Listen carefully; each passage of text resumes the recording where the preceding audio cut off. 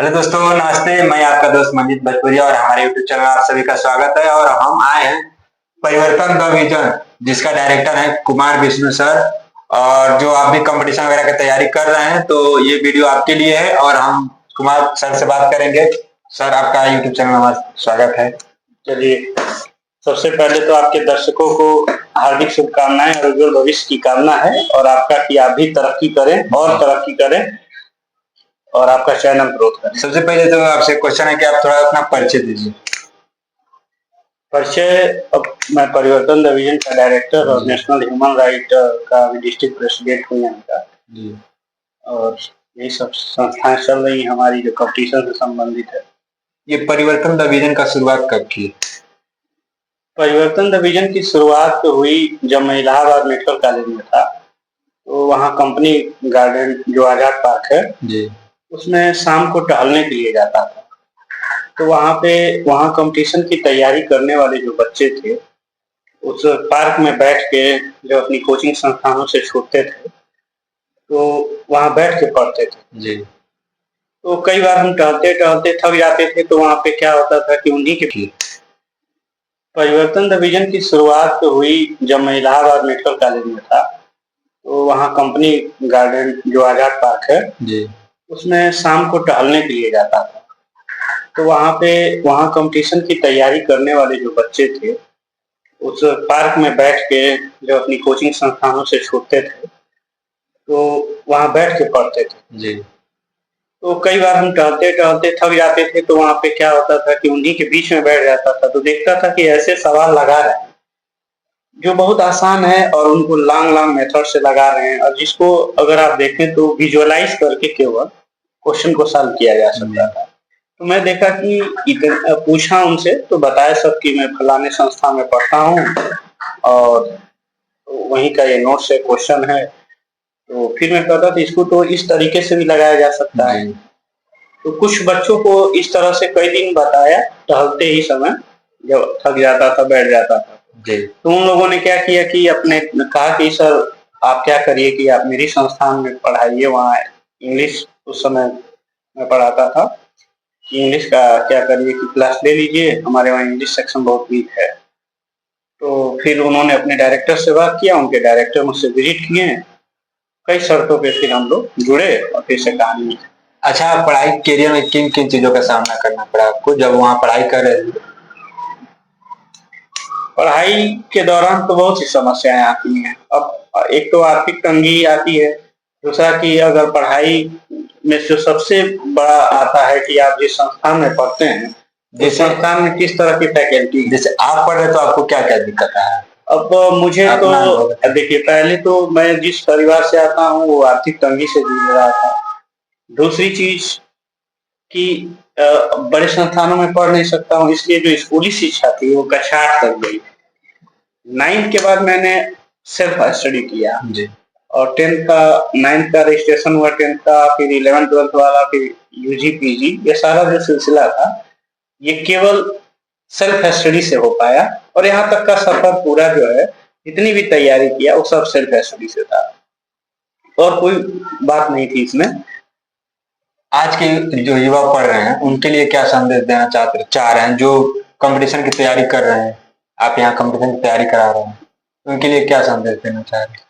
वो fully dedicated रहें, energetic रहें और फोकस रहें। जी। अगर वो फोकस नहीं है, केंद्रित नहीं है तो फिर दिक्कत है, उनको डाइवर्जन है, डिस्ट्रैक्शन है, तो फिर वो अपने लक्ष्य से भटक जाएंगे।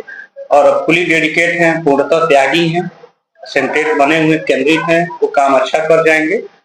उन बिंदुओं पे जहाँ वो क्या है कि रास्ते से भटक जाते हैं, यहाँ तक ये कहिए कि माहौल उनका ठीक ठाक अगर नहीं है तो फिर सारी चीजें दिक्कत हो जाती है।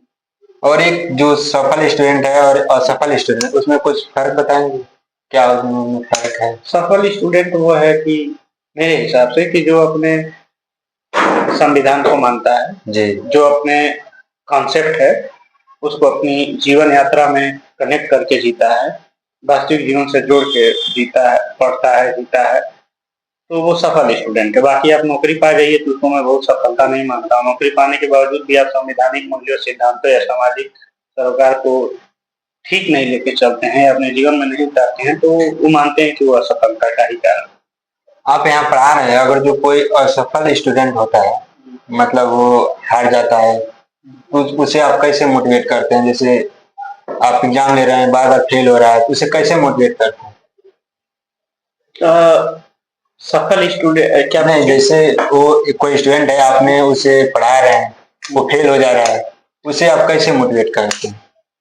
अब उसके कई फैक्टर हैं, कई तरीके से मोटिवेट किया जाता है। सबसे पहले तो उसको ये समझाया जाता है कि ये जीवन का अंतिम पड़ाव नहीं है, आखिरी स्टेप नहीं था, ये एक प्रारंभिक स्टेप था, या उन स्टेपों में से एक था जिसमें से आप अपना क्या करते हैं कि भविष्य निर्माण में अग्रसर होते हैं।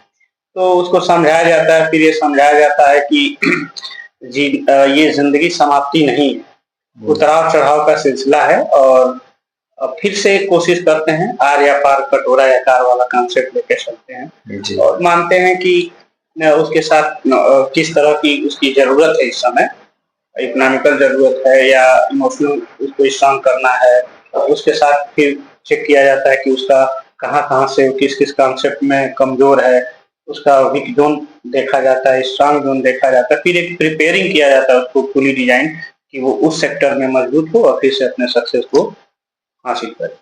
परिवर्तन द विजन में अब तक कितने स्टूडेंट सफल हो चुके हैं, जैसे कंपटीशन में? अब इसका तो गणना प्रॉपर नहीं है, लेकिन हजारों विद्यार्थी से ऊपर लगभग मैं देखता हूँ कि एक ऐसा दौर था, शुरुआती दौर में बच्चे बहुत पास होते थे, तो सफल होने के बाद भी, अपनी नौकरी पाने के बाद भी मैं देखता था कि उन लोगों का बैनर पोस्टर मैं कहीं नहीं लगाता था। बाद में एक दो बैच ऐसा आया जिसने कहा कि सर हम लोग जो बच्चे निकले हैं हमारे साथ कि उनका हम पोस्टर लगाना चाहते हैं, हम अपने पैसे से लगाना चाहते हैं। तो मुझे कोई दिलचस्पी थी नहीं, तो उन लोगों ने अपने पैसे से क्या किया, पहली बार बैनर डिजाइन किया और उसके बाद से लगाया, फिर से ये सिलसिला चलता गया, बाकी आपके सब सामने है। ये जो स्टूडेंट है उनके अंदर आत्मविश्वास कैसे लाते हैं? आत्मविश्वास आपका तभी आता है कि जब मोर देन मोर प्रैक्टिस करेंगे और चीजों को बेहतर ढंग से सॉल्व करने की कोशिश करेंगे। आत्मविश्वास किसी कंपनी में, किसी बाजार में तो मिलता नहीं है। तो जब आप काम करते हैं तो उस काम से आपको अनुभव प्राप्त होता है, और वो अनुभव धीरे धीरे अस्थायी होने लगता है।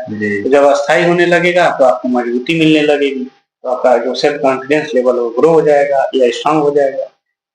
जो स्टूडेंट यहाँ रह के तैयारी करना चाह रहा है, आपके वहाँ पढ़ना चाह रहा है, वो कैसे आएगा, कैसे पढ़ाई करेगा यहाँ पे? तो हम लोग का दूर से अगर जो आ रहा है या यहाँ रह के पढ़ना चाह रहा है, तो क्या उसके लिए क्या कोई सुविधा है? व्यवस्थाएं हैं, मान लीजिए कि रूम्स अवेलेबल हैं, और वो अगर पढ़ना चाहता है तो उसकी जो जो समस्याएं हैं, लाइब्रेरी है, तमाम तरह की सुविधाएं हैं, वो जैसे भी देखा जाएगा कि उसके पास किन चीजों का अभाव है, तो उन सारी शर्तों को लगभग पूरा किया जाता है कि उसकी शिक्षा व्यवस्था में उसको परिपूर्ण करें।